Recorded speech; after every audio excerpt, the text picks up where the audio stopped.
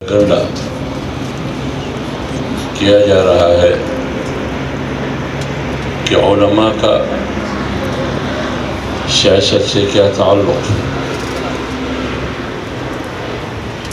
سیاست تو جھوٹ کا نام ہے. سیاست تو دھوکے اور فراڈ کو کہا جاتا ہے. تو مولوی صاحب کا جھوٹ، فراڈ اور دھوکے سے دور رہنا چاہیے. یہ پروپیگنڈا کیا جا رہا ہے اور یہ بھی بات کی جا رہی ہے کہ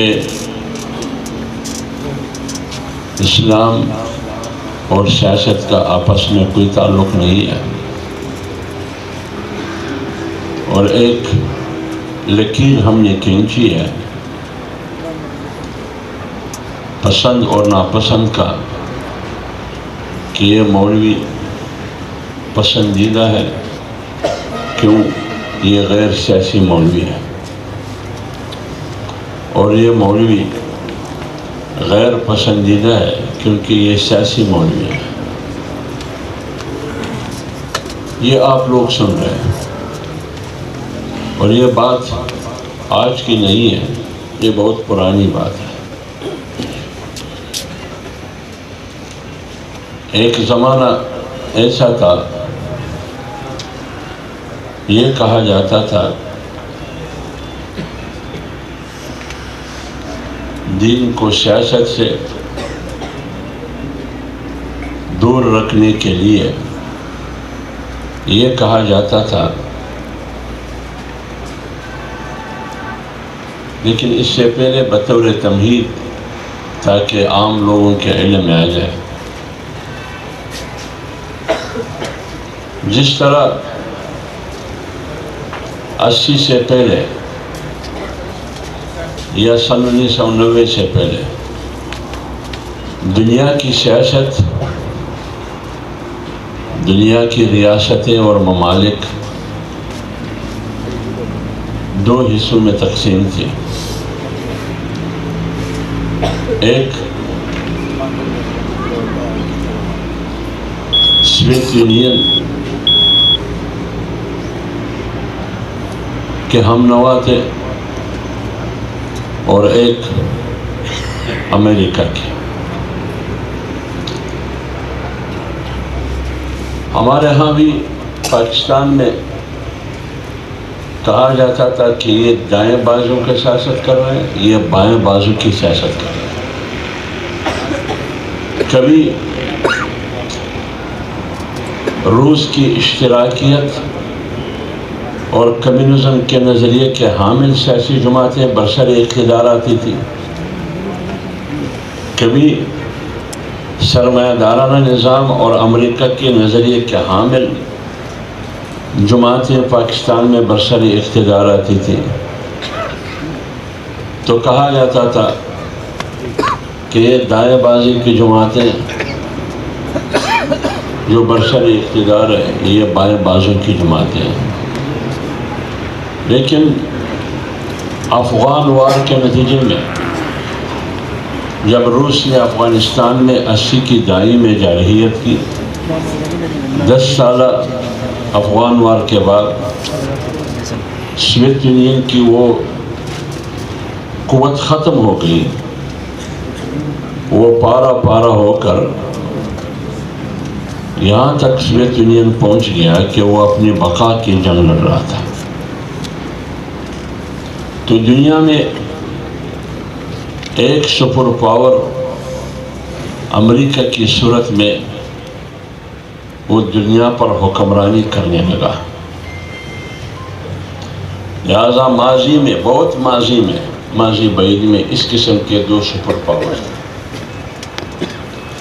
ایک کو رومن ایمپائر قیصر روم کہا جاتا تھا، دوسرے کو کسریٰ ایران کہا جاتا تھا. دنیا اس زمانے میں ان دو طاقتوں کی نرغے میں تھی، جنگیں تھی، خونریزیاں اور فسادات، انسانیت کا خون بہایا گیا، ایک دوسرے کے ساتھ لڑوایا گیا، ریاستیں کچھ قیصر روم کے انڈر کنٹرول تھی، کچھ کسریٰ کی۔ لیکن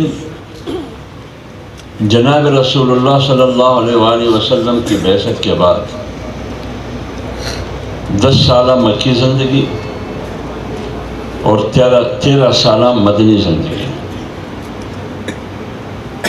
جب پیغمبر علیہ السلام دنیا سے رحلت کر رہے تھے تو تقریباً 10 سے 11 لاکھ مربع میل پر ان کی حکومت تھی، ریاست مدینہ قائم تھی۔ ان دونوں ریاستوں کو جناب رسول اللہ ان دونوں قوتوں کو جناب رسول اللہ صلی اللہ علیہ وسلم نے چیلنج کیا کہ آپ کے لیے اپنی طاقت، اپنی حکومت کو قائم رکھنے کے لیے، یعنی اپنے آپ کو زندہ رکھنے کے لیے اس سرزمین پر آپ کے لیے 3 راستے ہیں۔ ایک راستہ یہ ہے کہ جو جہالت کا ورلڈ آرڈر ہے، یعنی مجھ سے پہلے جو قیصر اور کسریٰ کا جو دنیا کو انہوں نے ایک ورلڈ آرڈر دیا تھا، آپ سمجھو کہ خونریزی اور فسادات کا، جیسے امریکہ نے آج دنیا کو نیو ورلڈ آرڈر دیا ہے، وہ آپ کی راج تھی۔ لیکن آج آپ کا ورلڈ آرڈر نہیں چلے گا۔ آج کے بعد پوری انسانیت کو ایک عالمی نیو ورلڈ آرڈر میں اسلام کی صورت میں اور دینی اسلام کی صورت میں دیتا ہوں، بلکہ دے چکا ہوں۔ لہٰذا اس ورلڈ آرڈر کے موجودگی میں آپ کی ورلڈ آرڈر کی کوئی حیثیت نہیں ہے۔ اب آپ کی مرضی ہے اسلام کو قبول کرنا ہے یا نہیں۔ اگر اسلام کو قبول کریں گے تو ٹھیک ہے، ہم ایک ہی ہو جائیں گے۔ اگر اسلام کو قبول نہیں کریں گے تو پھر میدانی جنگ بتا دیں۔ اگر جنگ کے لیے بھی تیار نہیں ہے، پرامن اور سیکیور زندگی چاہتے ہو تو پھر ہمارے کچھ شرائط ہیں، اس کے مطابق آپ سیکیور ہو سکتے ہیں۔ لیکن وہ مختصر وہ قوتیں کہاں ہیں؟ وہ قوتیں کہاں ہیں؟ انہیں خلفائے راشدین کے زمانے میں وہ نیست و نابود ہو گئے۔ اس وقت بھی وہ قوتیں ریاست مدینہ کے خلاف تھی۔ پیغمبر علیہ السلام کی ذات سے دشمنی نہیں تھی،